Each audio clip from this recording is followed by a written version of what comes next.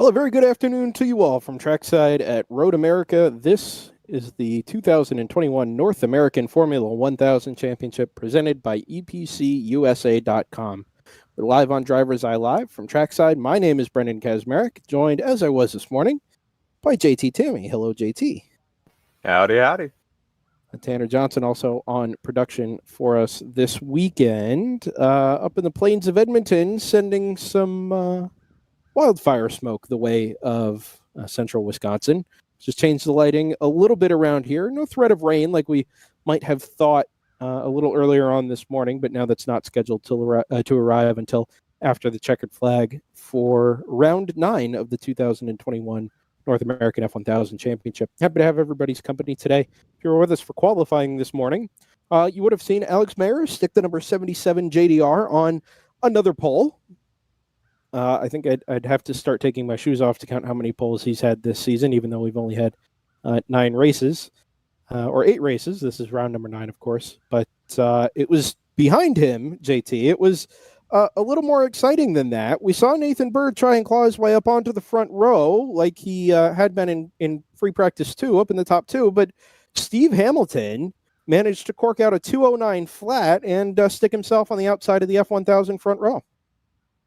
Yeah, it was great to see. Great effort by Hamilton.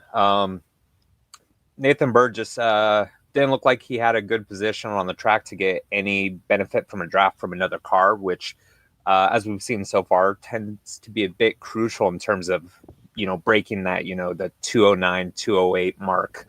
And so just without that, he struggled to try to reel in that gap to Hamilton, who was able to come out second place. Yeah, we saw the benefit of the draft from Steve Hamilton's onboard. By the time we had gone back to him after he set the 209 flat, we caught the Formula Atlantic up in front of him, and then it all made a little more sense. Alex, I think, had a draft as well. It was a 206.9 for a pole lap. He'll start on the inside of the front row next to Steve Hamilton. Nathan Bird is in the Arrive Drive Motorsports number 39, and with the Arrive Drive being operated by Dustin Hodges down there in the pit lane. I've been a little closer than most to some of the conversations around there, and I won't give any secrets away, but it wasn't a secret watching from trackside, hearing that car bounce off of the rev limiter at 13,000 RPMs. And, JT, you heard it as well even from your remote commentary position. That hitting that rev limiter, 400 or 500 yards before the braking zone for Canada Corner, your acceleration just dies out. And that will have been costing him time as well. But the bigger buzzword down in the paddock this afternoon was fuel. And if you're bouncing off the rev limiter, running consistently above 12.5 or up to 13,000 RPMs on these 1,000cc engines, you're burning a lot of fuel. And the concern right now is that it may take some active conservation to get these cars to the end of 12 laps. So we'll have to keep an ear out and an eye out for that. It could certainly throw a wrench into things, but the goal for everybody was to absolutely have the cars topped off before they left the paddock. Now, JT, I'm no expert in fuel saving, but it would seem to me that at a track that is 4 miles long and largely full throttle with long straightaways, that saving fuel is far easier said than done. Absolutely. But, there's all the little things you can do. You can, lift a bit early going into a braking zone, get a slightly later braking point, so you can try to conserve that speed through the apex and out of the corner. One of the great things is, like we're talking about, drafting is so important here, just because that is a great opportunity to also save fuel. If you're in a good position and you don't necessarily want to pass somebody right away, you can just, lightly lift behind them and, just try to save just a little bit of fuel here, a little bit there, and that may be enough to get you to the end. And that'll have to be the goal for everybody, but that leaves, people like Alex Mayer who may be out on their own, out in front of the field with a taller mountain to climb than some others who might be in a pack racing or battling a little bit that can take advantage of the slipstream to save a little bit of fuel, and then also to apply some pressure and pick up the pace when they need to. With the cars rolling off on their formation lap, as we hit 3:57 Central Time. Green flag expected right around 4 o'clock. Like we mentioned, a 12-lap race planned. We've talked about the front row, Alex Mayer, Steve Hamilton, the 77 and the 93. There goes Alex on screen. Here comes Steve in that number 93, sponsored by EPC. Nathan Bird and Doug Hertz on the second row. Doug's in that black number 13 Furman. JT, you weren't with us at Mid-Ohio, but those Furman cars are awfully quick in a straight line, very efficient aerodynamically, and it allowed, at the time, it was Shane Prieto, wasn't it? But Doug Hertz now also has the opportunity to pick up a little bit of top speed on some of the JDR chassis in front of them, and with any luck, maybe be able to put a move or two on. But Doug is starting right there in P4, so he's already top half of the field, and a good run, hopefully, on the docket for Doug Hertz. Riley Harris and Charles Livingston on the third row, rounding out the F1000 field after John Wilhelmy blew an engine in qualifying and will not make the grid. So 6 cars in the North American Formula 1000 Championship. But do not let that deter you, because the battle between Steve Hamilton and Nathan Bird, I think, for second and right up behind Alex Mayer is going to be fantastic. And the battle for fourth between Hertz, Harris, and Livingston is going to be even better. You throw in the opportunity for some traffic with the back of the Atlantics field coming back towards the front of the F1000s. And I think with any luck here, we are in for something of a doozy around Road America. We mentioned it's a 4-mile circuit, long straightaway, short braking zones, but with a good opportunity for passing where it presents itself. And over our 12 laps here today, which I think is the same length as the runoffs used to run here. So it's interesting, the comment about fuel, but we've got a number of factors that are going to play into our race today, and by assumption then also tomorrow as well. Special thank you before we get going to Kavana Rum and Right Turn Racing TV, EPCUSA.com, all proud sponsors of the North American Formula 1000 Championship presented by EPC, and allowing us to go racing and to be able to share it with you all live on DriversEye Live. Doing my absolute best to kill time before we get going here on the green. It is such a long formation lap. By far the longest circuit we'll race on this year, and farthest from home will be this year. Of course, being out in Wisconsin, primarily an East Coast-based series, but Road America is a bucket list track, and the ability to come racing here, especially in a formula car that just suits these F1000s so well. It rewards accuracy in braking. It rewards early throttle application, all the fundamentals of racing, right? Slow in, fast out. That's how you go quick around the 4-mile Road America circuit. And as the Atlantics head up the hill, turn towards the start-finish line out of turn 14 to get their start, there are the Atlantics just behind. Oh, it's 14 laps. I was told 12, but that's an interesting jump there. Is that one of the Atlantics into the pit lane? I think it might be. Oh, it's Nathan Bird. What's the story there? Nathan Bird, the number 39, has peeled off early. And as we head up the hill, I look to the starter stand to await a green flag for the round 9 of the North American Formula 1000 Championship. Bird's in the pits. There's the green flag. Alex Mayer, I think, is going to get the jump here. Down into turn 1, he does, but only just over the number 93 of Steve Hamilton. And as they head down the front straightaway with Doug Hertz and Riley Harris close in tow, we'll wait for them to pick up at the turn 1 camera here. And to the apex first is Alex Mayer. Hamilton second. Riley Harris, I think, in the number 12 has jumped up into third. That's the white Furman chassis. I'm sorry, the Van Diemen chassis. There's the 77. Yep, Hamilton's defended second well. Harris third. Hertz, I think, is back into fourth. Livingston in fifth. And I would desperately love to know what's happened to that number 39 and Nathan Bird. I know they were concerned about fuel. We heard endless conversation about that down in the pit lane. And I do wonder, maybe this is a move to just pop off and assume that nobody else is going to be able to make it without some active fuel saving, or even worse, not be able to make it home at all. But we'll have to wait and see. And as I move my timing and scoring back to our live, there we go. Big gap already for Alex Mayer. There goes Steve Hamilton, but the battle is really on behind them between Riley Harris and Doug Hertz in the number 13. You will notice if you're following along live timing race monitor, Bird was listed as the leader across the start-finish line, but he picked up speed heading up the hill into the pit lane, got back down to pit lane speed limit, but it meant he actually crossed the line before anybody on track took the physical green flag at start-finish here. So pay no attention to that. And when they come back across the line here in about a minute, it should reflect Alex Mayer, the number 77, into the race lead. We'll wait for them to exit the kink. There's Mayer. You hear the scream of 13,000 RPMs out solo in front. There's Hamilton. Harris in the draft behind him, and Hertz behind him. It's 3 cars in a line for second. 93 leads 13, leads 12. I'm sorry, 93 leads 12, leads 13. We'll pick him up here. 13's down, so we'll pick him up at the exit of 14. Look at the margin Alex Mayer has built in just one lap. A little wide maybe from Riley Harris there on the exit of the final corner. And you can see he's dropped off the back of the number 93 is Steve Hamilton, who himself is making that escape from the train of cars behind him. Joseph Mudrak, observing from afar, points out that what this essentially means is now Hamilton has no slipstream from Alex Mayer.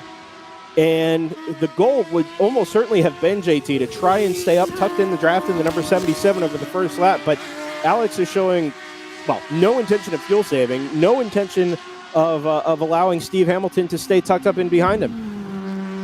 Yeah, and that's really going to hurt Hamilton, because now he has 3 cars tucked directly behind him who are going to be harassing him for the next 13 laps. Yeah, I think that's probably the bigger point, isn't it, JT? That now he has nobody to pull him along the straightaways, whereas he's towing 2 other cars along. Harris goes wide on the exit of turn 5. They head up under the Corvette bridge at turn 6, and it looked like Doug Hertz was going to try and make a move up the inside of the number 12, but I don't think, it really wasn't a move that was ever going to be on. And they all fall back in single file. There goes Mayer out through the carousel, just so ludicrously quick on these opening laps. Of course, we don't have most of his main antagonists with us this weekend. We're used to seeing Nico Vardis up front, Shane Prieto, but with us being out as far west as we are here in Wisconsin, a mostly East Coast-based series, and the ability to drop a couple of rounds to keep costs down for full championship entrance, or at least to come home with a full season's worth of points. Couple of drivers electing not to make the trip all the way out to Road America, despite it being the iconic North American circuit that it is. Hamilton looks like he's made a little escape here. And JT, I just wonder if maybe Doug Hertz jumping up the inside of Riley Harris at turn 6 kind of killed both of their momentum and has allowed Steve Hamilton to make his escape. Yeah, anytime you're having to really look in your mirrors to possibly defend from an attacking car, you're no longer looking forward, and that gives the opportunity for the car ahead to try to pull a gap where, you are not necessarily going to get as much of a benefit out of the slipstream anymore. And, we might see Hamilton start to pull away now. Yeah, and like we mentioned, even without the draft, now that he's not towing anybody behind him along, if he has the raw pace over Doug Hertz and over Riley Harris, actually the move's been done. So there's a position change. The number 13 of Hertz has passed the number 12 of Harris. No, that's not right. I'm not sure what the story is there, actually. There we go. No, that's not it either. I'm very intrigued by all this. In any case, Mayer, Hamilton, Hertz, then Harris.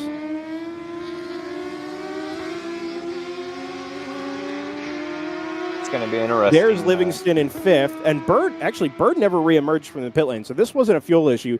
There's something I think mechanically wrong with that car that sent it on the pace lap straight back into the paddock. And indeed, as I peek through the room next to me here in the media center on the front straightaway, no sign of the number 39.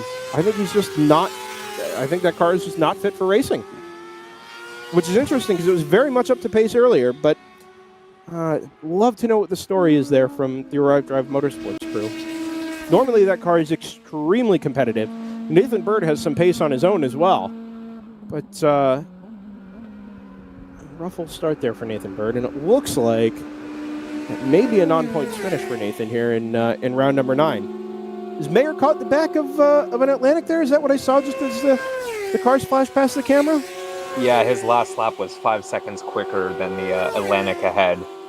So he's been closing in that gap. I think there's still a bit of a gap to them, but we need to see how he's able to manage traffic. Otherwise, Hamilton might be able to reel in a bit of a gap. Hamilton's back about 5.8 seconds from Mayer in front. I found Bird, which, without the context of it being Nathan Bird, is actually a very funny sentence. But he is back out on track. He's just completed his first lap, and that's him in the red and white car tucked up behind Alex Mayer, which isn't going to do Steve Hamilton any favors. And now it looks like Hertz has caught Hamilton in that black number 13. So much for Steve Hamilton being able to make a run and kind of sit this race out in no man's land between first and third, because now he's got that 13 Furman chassis of Doug Hertz tucked up right behind him. And this is what we were talking about, JT, with the Furman chassis. Very efficient, very quick in a straight line, and with the slipstream, there's every chance he can make a move on the brakes down into turn 5, which we'll see here in just a couple of seconds' time as they enter stage left. There's Hamilton. Oh, man, Hertz is wide now. And that was exactly what Harris did earlier to kind of set him off his rhythm and give Hertz that position in the first place. Yeah, Hertz's last lap was a full second quicker than Hamilton. Yeah, and that will owe to him picking up the slipstream from probably a second or a second and a half back, and being able to just quite literally tow up to the back of the number 93. I'm caught off guard a little bit because as I look at our turn 9 camera, it's 3 cars tucked up right in a row as they go underneath the Speedville Bridge, up around first for F1000, but that's because Alex Mayer is very much stuck behind a Formula Atlantic, and I'm not entirely convinced here that he's actually going to be able to make a move very quickly and that this Atlantic isn't holding him up. We've seen this with Alex Mayer in races past in the North American Formula 1000 Championship, where he gets stuck up behind the dirty aero wash of an Atlantic, and it just holds him up there. And I suspect when he comes across the line this time, we may see a lap in the 211s or the 212s, even though he's up in that slipstream, because it's just costing him so much time in the braking zones and through the corners. Out the final corner again, there's Mayer, and he has actually got past one of the Formula Atlantics there. So Bird comes through, still tucked up behind the, I'm going to assume it's Austin Hill in number 97, although we don't pay a whole heck of a lot of attention to the Atlantics here. 2:13.2, JT. Stuck up behind the slower car in another class, 4 seconds around Road America. Yeah, I mean, that's just the nature of the game. Yeah, this rubber banding effect we have now with the number 93 and then the 13 and the 12 of Hertz and Harris, respectively, really fascinating to watch. The 13 is able to close up on some of the longer straightaways up to the back of the number 93, but it almost seems like he just gets into turn 5 too deep, and it sends him out over the curbs, which are very, very rough. And it just totally kills his momentum and whatever rhythm he had. Now Hamilton is caught in the back of the Formula Atlantic, and, oh man, out over the curbs again for the number 12, Riley Harris. So Hamilton is caught the Formula Atlantic of, like we said, we think it's Austin Hill. And, oh, he didn't get the move done. I thought for sure he was going to have that move made out of turn 5. But not so, and now he's got a tuck up behind him, which is, again, going to allow the 13 and the 12 to close up to the back of the 93 of Hamilton. Finally, the Atlantic pulls out of the way and allows the trio of F1000s that we thought were going to be doing battle here through, and even without Nathan Bird, JT, the first couple of laps of this one, 5 laps complete, 9 to go, have been, I mean, it's not a barn burner for the win, but having these cars run nose to tail like they have for the last 5 laps has been a pretty awesome start to this one, all things considered. Yeah, definitely putting on a good show so far. Yeah, that Nathan Bird car definitely not up to full speed as they head down the run to Canada Corner there. I'm not entirely sure what's causing that, but you can hear him just nowhere near full revs down the straightaway from 11 into 12. Mayer running away at the front, as has been the case a couple of times this season. Not every time. Occasionally events will conspire against the pride of Harleysville, Pennsylvania, but as things stand, it's a 8.5 second gap from Mayer back to Hamilton now that he's not being held up. Hamilton was was caught up behind the Atlantics that time and did a 2:13.8, which cost him those 4 or so seconds on that last lap alone up to the back of Alex Mayer. And Hamilton under attack from Hertz and from Harris once again. Harris thinks about a move into turn 3 on the number 13 of Doug Hertz, but the move is not complete. And we'll wait to pick them up down at the exit of turn 5, once again headed up towards the bridge at turn number 6. Looks like Nathan may have let them through there. He is slightly off pace right now, doing a 2:16.5. Yeah, so I think he's just tucking in behind now. That car clearly has an issue. It's a shame, but side by side again. Was that Bird just going through on one of the Atlantics, I think? No, it looked like Hertz, I think, went wide, exit of 5 again. Oh.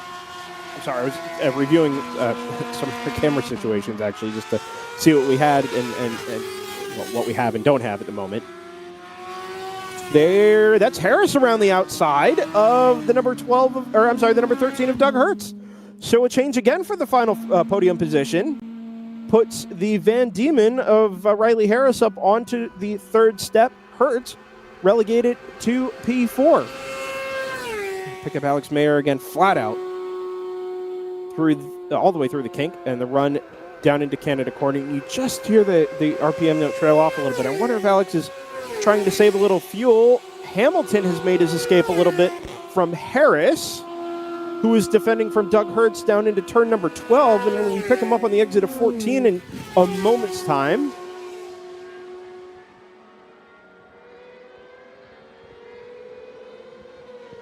That's exactly what it's not exactly what we see. Harris, there we go. Harris and then Hertz. Sorry about that. Haven't mentioned Charles Livingston at all. In the number 33 JDR, he's just off the back of that group, as I think we get Nathan Bird back into the pit lane here. Indeed, we do, and I suspect that'll be Nathan Bird's race run. Livingston is kind of hanging with that trio of cars that's battling for second at the moment. Not really close enough to stay tucked up in the draft, but if he can put in a quick time or two, while Harris and Hertz do battle behind Hamilton up in front of him, then it may give Charles the opportunity to tuck up in the slipstream of the number 13 and try and get something done. Might also be conserving fuel as well, because we know that might be an issue. Yeah, and I didn't want to get too deep on this, as both... So that time it's both. Harris and Hertz way out over the curve on the exit of turn 5. But that's exactly what I was talking about, where that's Livingston's opportunity. If the two of them keep fighting each other like that, even if they're able to do 2:11s, 2:12s on a clean lap, if they do that enough times, it will allow Livingston back into the picture here, and we're going to get 4 cars battling for second. Well, it'll actually be 3 cars battling for third, because they're allowing Steve Hamilton in the number 93 out in front. You can see the margin he's built up there, and even Hertz has dropped off the back of the 12 of Riley Harris now. But back to the fuel topic, not something we expected to be an issue here, but there was real discussion about whether or not these cars were going to be able to make it to the end, not just with or without fuel saving, but drivers are legitimately concerned about, okay, what if we have to pull off to the side of the road? Should we be, coming into the pits? We don't have pit crews. Should we be planning on access roads? What is the protocol here if all of a sudden we've got Atlantics and F1000s that are just dropping like flies with fuel consumption issues around here? So it'll be interesting to see how that pans out. But if it does, it won't be until we have 1 or 2 laps to go here.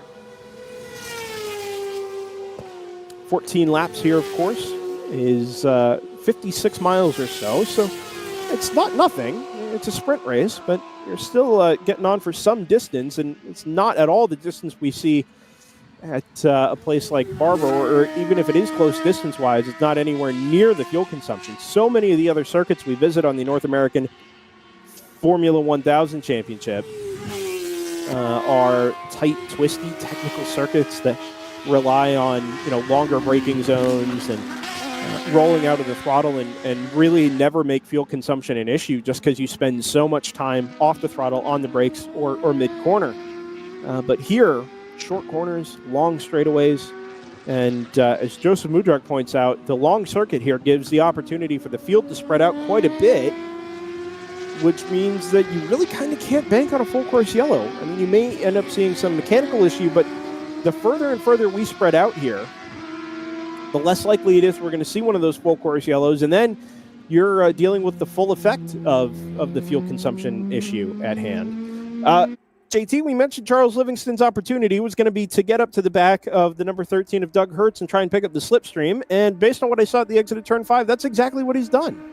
Yeah, last lap he put in his best lap at a 2:11.2. That got him within 1 second of Hertz directly ahead.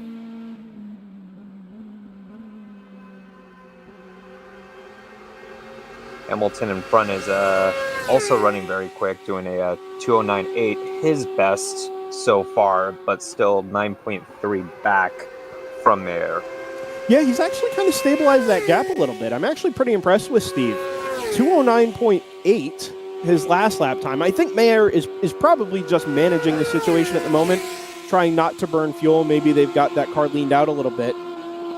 And I have a suspicion that maybe he's just running to a time to make sure he makes it home to the end, rolling out of the throttle super early.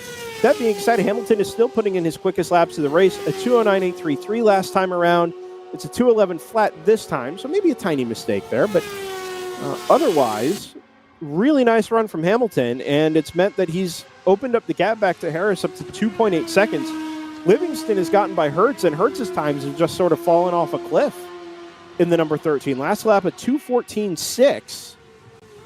Even if he was letting the 33 of Livingston by.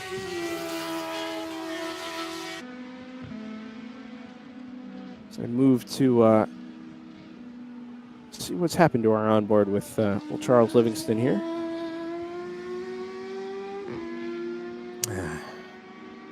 Let you take this away, JT, for just a Oh, it doesn't exist anymore. Very good. Okay. Well, we've been playing this game all weekend with these onboards, so such is life, I suppose. Yeah, so we were talking about Mayer just, trying to take it easy right now. I've been watching his lap times. He's been pretty consistent, running within about a half second each time, even though this last lap was his fastest, doing a 2:09, almost 7 flat.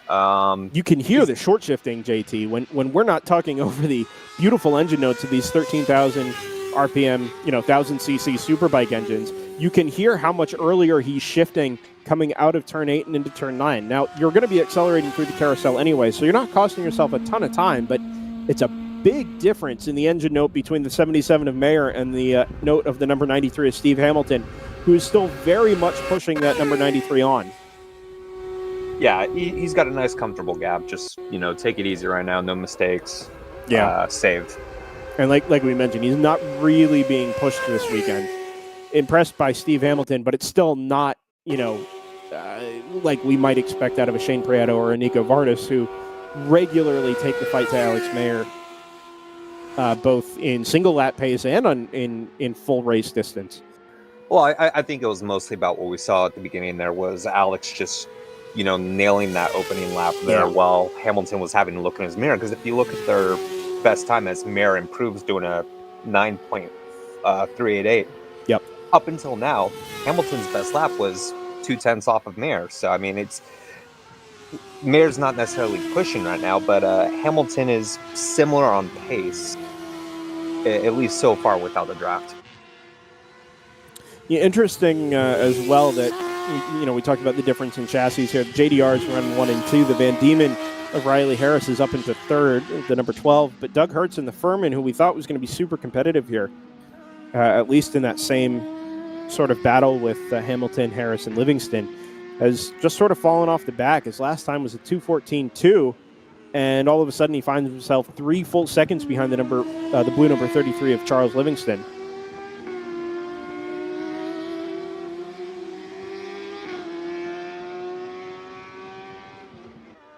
Just take the opportunity to appreciate the engine notes out of some of these cars. Speaking of engines, I didn't get full confirmation from the John Willoughby camp, but they had obviously launched an engine.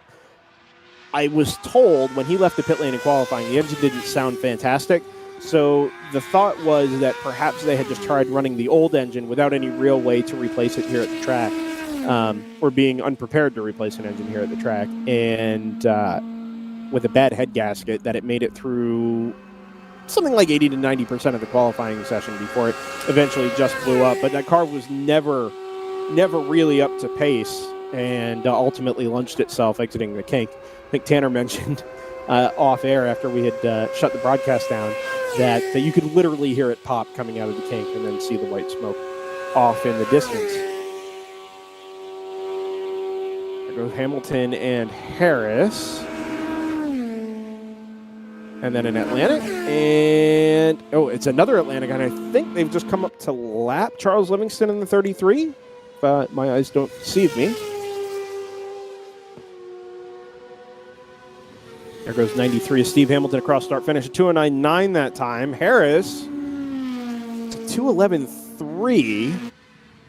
I'm actually a little surprised Harris hasn't been able to pick up the pace here to kind of try and take the fight to Hamilton. And if anything, I think that just drives home how impressive that drive from Steve Hamilton in the 93 has been.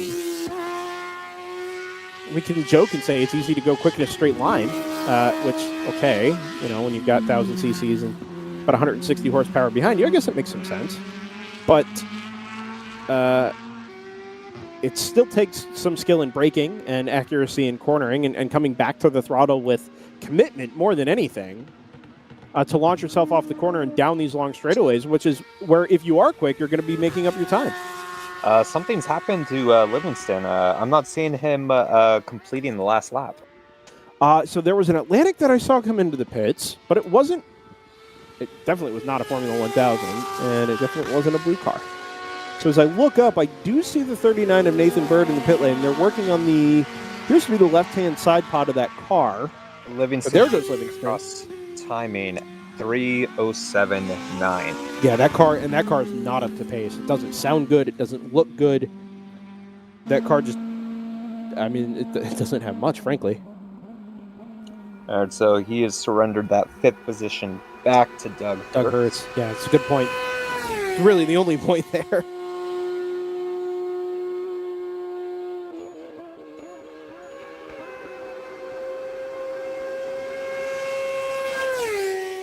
That is so good. Just never It gets sounds old. great. So Mayer and Hamilton, top 2. Riley Harris on the 3rd step of the podium. And Harris has opened up a 16.3 second gap back to the number 13 of Doug Hurts. Which I do wonder a little bit here, JT, if maybe there's a handful of drivers that have just decided to back this one off and ride it out.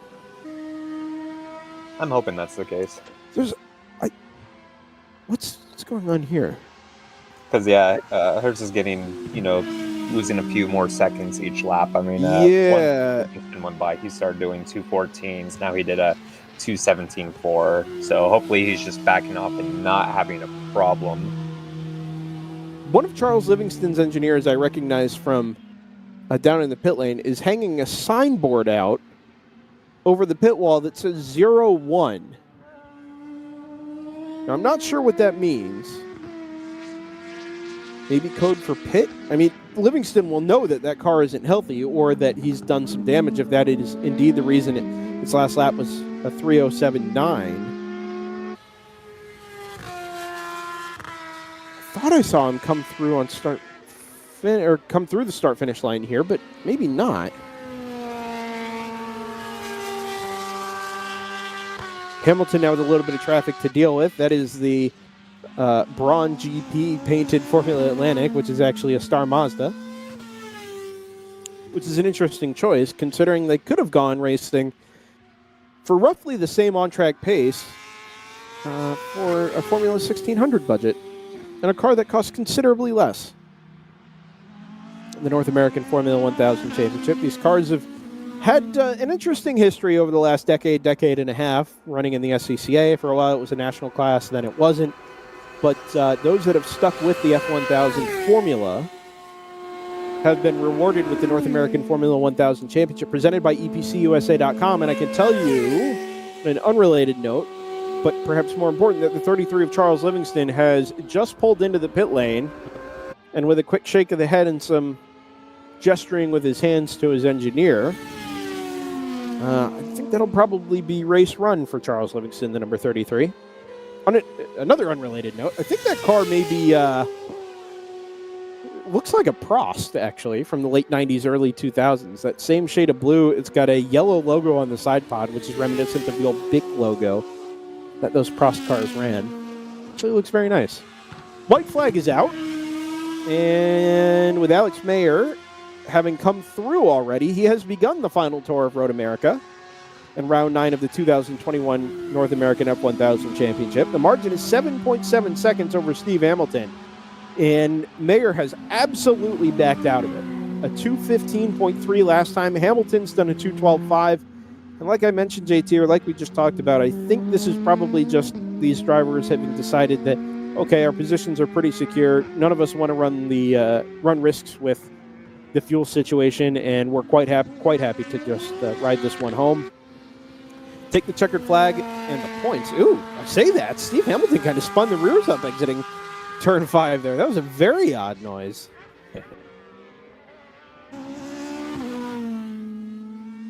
Yeah, it's important to get those points here. I mean, we're halfway through the championship now. We're, That's a good point. Rounds 9 and 10 this week, and then we got 3 more events looking forward to. So this is where, you got to get those points. Make sure you get in them. I think Hamilton's got an issue. I think that's a diff issue. We come back to the turn 9 camera. He's got a half lap. He's got a half lap. Just bring it home. He does, and 17 seconds, but that car is not healthy, I think. Forget Alex Mayer in front. His attention will turn to Riley Harris. Thank God he's got the margin he does at 9 point. I'm sorry, it's not 17 seconds. It's 9.7. Reading the wrong column on Race Monitor. Checkered flag will fall on the Atlantic field, but where is... Have we seen the 93 Hamilton come through? We'll put that to one side and keep an eye out for it. I think, no, that's Hamilton there on driver's right. Was that Harris going by? I think maybe it was. I think so. We'll pick it. Oh, man, this is so challenging to try and pick these cars out. He's going to pit? Interesting. So Mayer's come through. Alex Mayer wins round number 9 of the 2021 North American Formula 1000 Championship. Hamilton has not come through. I think this is the number 93, and whatever that issue is not going to allow the presumptive second-place finisher to take the checkered flag. Unbelievable. Oh. That is absolutely cruel. That's got to be devastating. We've spent the last 14 laps singing Steve Hamilton's praises on pretty much a lap-by-lap basis, watching his lap times come down, managing the gap to Alex Mayer, managing the gap behind him, and pulling it out when he needed to. I thought he had spun the tires up coming out of turn 5, and as it turns out, it sounded to me, JT, like a diff. Now, I'm not an expert, but the way that car sort of revved up without fully braking traction would suggest to me that that's probably where the issue lies for Steve Hamilton, and unfortunately, it's going to demote him, from second to 4th. So last car in the lead lap is not all is lost. Although, if Livingston can make it back out here, can he complete enough lap? No, he can't. He'll only complete 12. So it will be a 4th place finish for Hamilton. So, round 9 of the 2021 North American Formula 1000 Championship goes to Alex Mayer. Riley Harris finishes P2, a margin of 33 seconds. Is your margin of victory. Doug Hertz, also benefiting from Steve Hamilton's demise, is going to round out the podium in P3. Hamilton will finish as the first car off the lead lap, with 12 laps being complete. 12 and a half, really. He made it most of the way home, but won't get credit for completing that lap number 13. And Charles Livingston, even if he does make it back around here, won't complete the extra laps. Mayer, Harris, Hertz, Hamilton, Livingston. Nathan Bird never got the number 39 Arrive Drive Motorsports JDR back out on track. And we'll finish P6. And, of course, John Willemy in P7. just not able to get that car back out. My assumption there is that that car is done for the weekend, which is a shame. Also of note, for those of you keeping score at home with manufacturers, we've got 3 different manufacturers on the podium. JDR from Van Diemen from Furman. It's a nice run for the Van Diemen chassis there from Riley Harris. And as I attempt to kill some time, Tanner pointed out a couple of minutes ago, lots of metal noises coming from the back of it. Joseph suspected maybe a slipping clutch, which I would buy as well. Remember, these cars are, I believe they're chain driven, right? Being motorcycle engines, so potential issue there, although I would buy clutch or diff first. And especially being that car didn't make it home, I would especially believe that it could be a clutch as well. Our race winner now, as it is, the race being over, is stopped in the pit lane, gets everything checked over by the Hoosier engineers, who take temperatures and pressures. And that car will head to impound for the F1000s, and we will await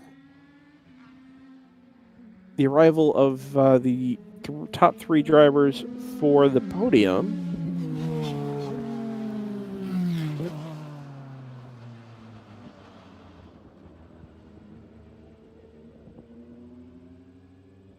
And just coordinating here to see what we can get.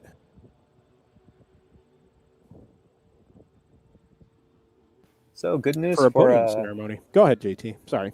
Riley Harris getting that second place finish. That's going to bump him up over Nathan Bird in the championship. Are you looking at points right now, JT? I'm always looking at points. That's fantastic. I have 800 things going on in a weekend, and 801 would just put me over the top. So points, as we're past halfway in the championship, have not been one of them, but I will let you take care of that and lead us in a rousing discussion of the current point standings. Yeah, so Alex Mayer came into the event, 194 points. Since no Shane Prieto or Tim Pierce this weekend, this victory has obviously extended that lead. Hamilton was sitting back and forth at 133 points. He was looking good up until that final lap there. Lost a few positions there. He'll still walk away with some points. He had a 29-point lead over Nathan Bird, who was in 5th. Riley Harris was an additional 6 points back. So his podium position just brought him up 5th place in the championship now. You mentioned Tim Pierce. I actually hadn't noticed that he had been missing from this weekend. Not to say he isn't missed with his absence, but with the ever-changing selection of drivers we get in the North American Formula 1000 Championship owing to those drops. Am I right in saying those are the final drops for Prieto and Pierce, or are those their first, or will this weekend be their first 2? I'm not sure if those are counted just yet. They would just be 0 scores, I believe.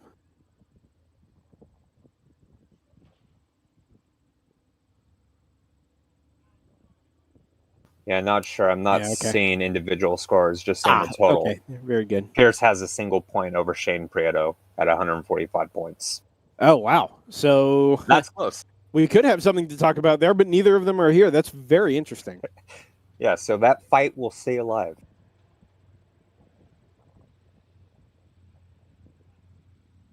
So I think what we'll do at this stage is just allow Dustin and the boys up in the paddock to sort of get themselves organized and ready to celebrate the podium for round 9 of the 2021 North American Formula 1000 Championship.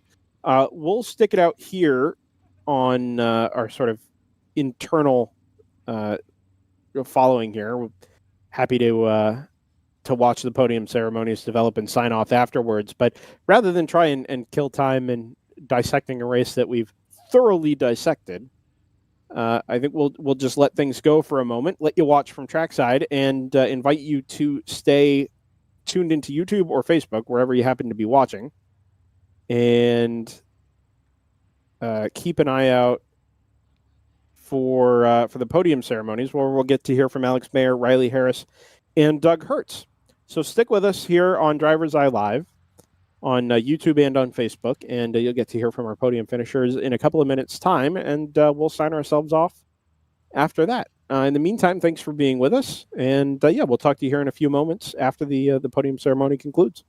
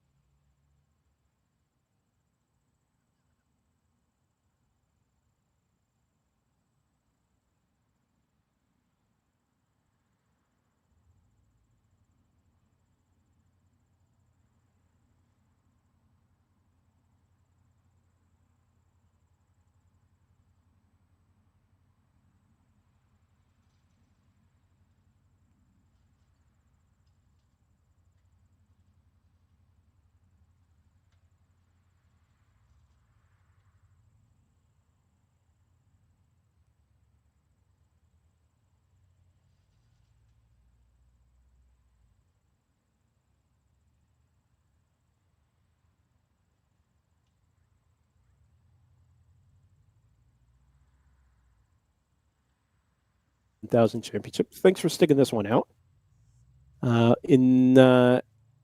As far as we know, there's some things to work out down in the paddock before we start the podium ceremonies with Dustin Hodges and our camera down there. We will have the podium live on the North American Formula 1000 Facebook page, as it is for every race. But it'll be as part of a separate video that'll allow us to go collect our equipment and move on for the evening. Congratulations again to Alex Mayer in the number 77 for winning round 9. And podium finishers, Charles Livingston, not Charles Livingston, it was Riley Harris and Doug Hertz who rounded out the podium there. You'll hear from them on the podium at the conclusion of whatever's going on down in the paddock at the moment. And as long as the results don't change, those will be they will be on the podium, but chance to hear from them and how their race went. We'll be back with you tomorrow morning for qualifying for round number 10. And, of course, the race tomorrow afternoon as well. A bit of a shorter day. And if you're not already following along with the schedule, we'll have the F1600 and F2000 races streaming live throughout the day with a couple of onboard cameras. But F1000 qualifying at 9:20 a.m. Central, F1000 race 2 at 2:15 Central Time. Make your adjustments accordingly. In the meantime, from Road America, round number 9 of the 2021 North American Formula 1000 Championship, presented by EPC. Thanks to Kavana Rum and Right Turn Racing TV. Thanks for joining us on DriversEye Live. Myself, Brendan Kazmarek, and JT Tammy, Tanner Johnson as well. Thanks again, and we will see you tomorrow morning for qualifying for round 10 for the Formula 1000s. Bye for now.